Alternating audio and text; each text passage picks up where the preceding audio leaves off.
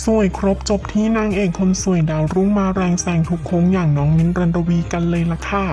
เรียกได้ว่าทั้งสวยทั้งเก่งไม่เป็นสองรองใครเลยนะคะเพราะนอกจากด้านของการแสดงที่น้องทำได้ดีสุดๆแล้วก็ยังมีด้านของการเป็นนางแบบในงานแฟชั่นโชว์หลายๆงานน้องมิ้นท์ก็ทำได้ยอดเยี่ยมเลยล่ะค่ะอย่างล่าสุด4กรกฎาคม